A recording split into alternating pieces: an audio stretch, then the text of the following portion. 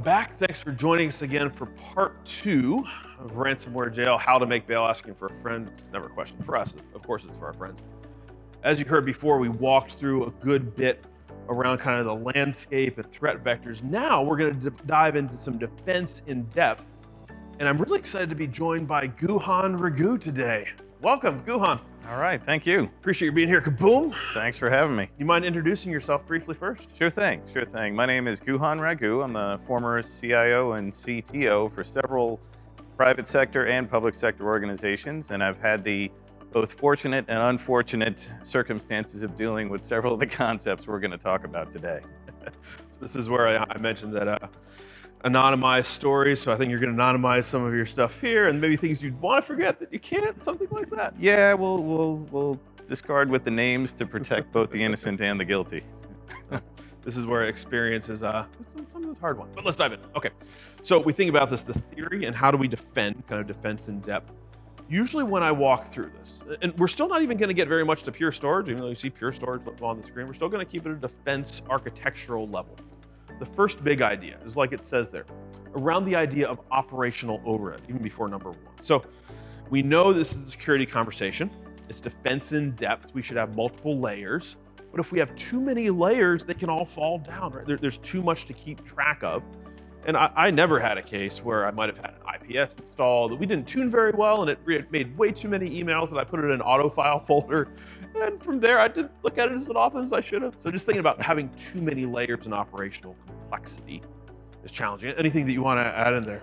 There's, as a human race, we often fatigue very easily on things. Alert fatigue is something we're all guilty of. And, Yes. and when you have these alerts coming at you and you don't know which one is real, which one is significant, and which one needs to be responded to, you can end up with a lot of important things that simply got filed away and not intentionally. Signal to noise ratio, that kind of stuff. Yes. So number 1, now there we talked some previously about kind of NIST frameworks as well as zero trust frameworks. When I'm talking about it from a ransomware standpoint, there are often 4 areas that I like to focus on. First, like it says there, before the attack from a human standpoint, okay? Because often, for better or worse, we are the weakest link here. So this is about education. This is often IT training departments. It's maybe, don't enable that macro, don't click the link on that email.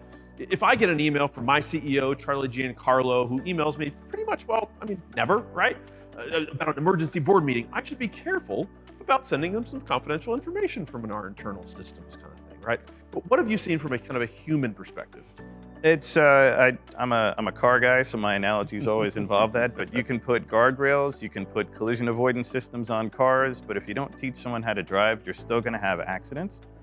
And with the best technology out there, you're not going to close lines of communications like email, right? That is a necessity to do business. You can't close it. It's an open door for phishing that ultimately can lead to much worse things like ransomware.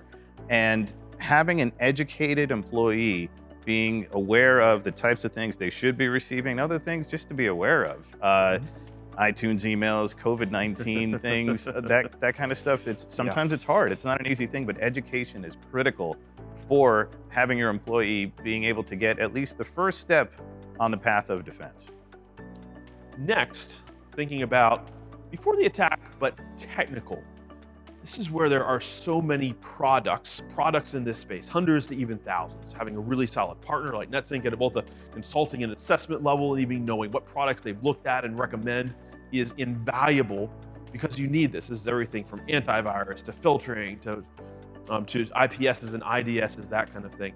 I look at this space and often I'm very careful because it is possible to get lost in so many layers that, like we mentioned, the complexity adds up. But it is critical, and this is where a strong solutions integrator can really help. Are there any areas here, kind of the products or before the attack technical, that you particularly liked or seen valuable? Yeah, I think there were several, especially when it comes to endpoint management on the antivirus side and on the monitoring side. It's an email, for example. Once again, I'll go to that. It's a view through a keyhole into an organization, but let's say you get past that human. The human is unaware, uneducated, and not intentionally, but allows that threat beyond their own personal defenses. At least now the endpoint management should be strong enough where it is the next step where they can pick up on the defense mechanism to not allow that threat any further in, because the further they get in, the broader their surface is that they can compromise credentials on. So endpoint management, it's easy to think, yeah, we all need antivirus, but endpoint management is a crucial component that I've always had a keen interest and eye on how it's both monitored, implemented, and the sustenance and maintenance of the tool. We're trying to minimize the attack surface, the threat vectors. These are sometimes they feel buzzwordy when you hear them, but there's real concepts to these and ways that you can approach it to do that. Absolutely. Third, before the attack from a financial standpoint. Now, this one to me is actually interesting because historically you look at insurance companies. We're talking about cybersecurity insurance policies here, right, kind of thing. If you look at an insurance company, they're in business to take premiums, and their business model is not predicated around paying out lots of claims. We don't fault them for that. Like, we know this when we buy insurance. That's what they do. But there is actually more value here. So that part goes into one red flag, the first item here, which is that sometimes when you look at the cybersecurity insurance policies, they require that you are up to date and patched as of a certain point, which may be a big challenge when you go to make a claim. But on the flip side, many of these cybersecurity insurance companies actually have lists of vendors that they have vetted to help with recovery. So, I mean, and it makes sense. It's in their best interest to help you recover quickly. This is an alignment of economic incentives, if you will. We're back to economics and human behavior or company behavior. So there's actually value there sometimes that people don't see. I think you've even seen some legal response items there too. Exactly. So sometimes thinking outside, you immediately look at this as a technical issue. Oh my goodness, we've been, our vulnerabilities have been exploited and something bad is going to happen. And you immediately jump to a technical solution. And sometimes you have to have several trains running to reach your destination. While you're working on that technical solution, you can get technical assistance through a lot of your cybersecurity policies, as well as legal assistance on how to handle certain things and sometimes communication with your attacker.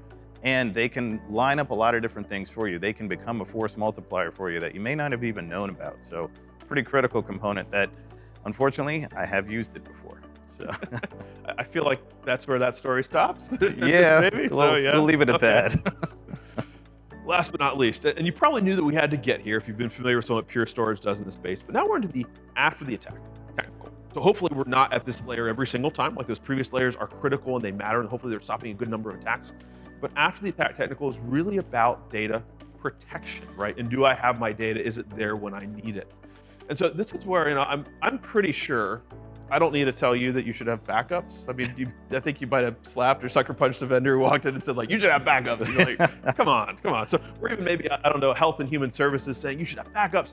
And even better, you should make sure to test the recovery, because no one ever thinks about that. So I'm kind of playing this up a little bit. It's a little bit side. It's the easy button, but there's more here. And the reason, and we know this isn't a sufficient answer, because otherwise this wouldn't be a 3, 5, 10-year phase that's going on that you're actually taking time to listen to a video to. The underlying reason here to me is actually very interesting.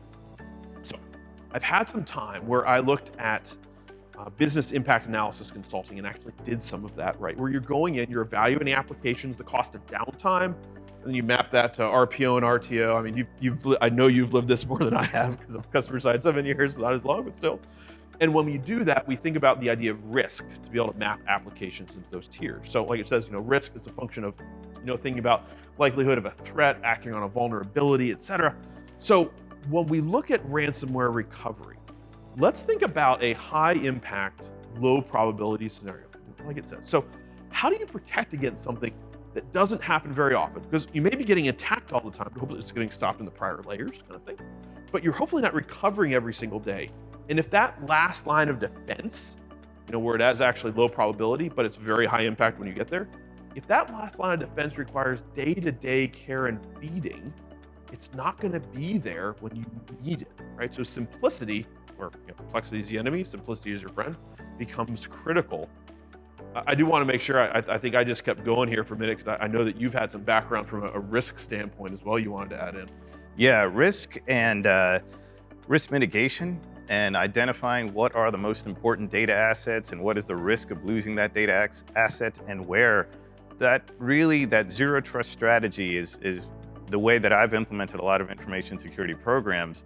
You really focus on what are the threats, the likelihoods, and then that equals really what is our risk that we're mitigating against or insuring against at some point, or transferring away, like we mentioned with cybersecurity policies. And it can get very complex very quickly if you try and save the world at the same time. You have to focus on those critical data points and data assets. For example, I'm not going to have hurricane insurance when I'm really far away from the coast, but I may have tornado insurance like here in Dallas. So that the likelihood of what may impact you is really what you got to focus on. So as we wrap up a little bit, I'll leave it on at least a happier thought. We've talked about in the first section about, frankly, a lot of challenges where maybe you may even think like, well, all I can do is get my resume ready, right, kind of thing. We've gone through some defense in depth. There is actually hope here. We're focusing on simplicity, and there even can be a little bit of, I think one of my favorite jokes, so I throw it in multiple slide decks, is the coffee dog. You know, I think we've all been at points in our careers where we know there's problems. All they're doing right now is they're keeping our coffee warm. They're making things a little bit exciting.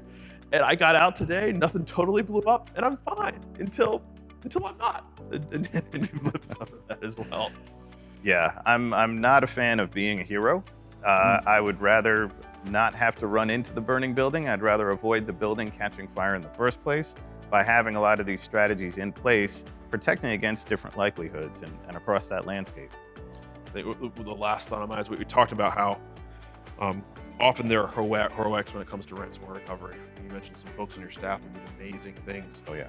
We want to reduce the need for heroics because that's not sustainable and it's not guaranteeable. Maybe the hero's on vacation that week when you need them, kind of thing. So as we walk through the landscape, we've walked through those events in depth. I hope you'll join us in the next section, part 3, where we'll dive into specifically how Pure can help you. Guhan, really appreciate the commentary and joining me today. Thank you. Thanks for having me.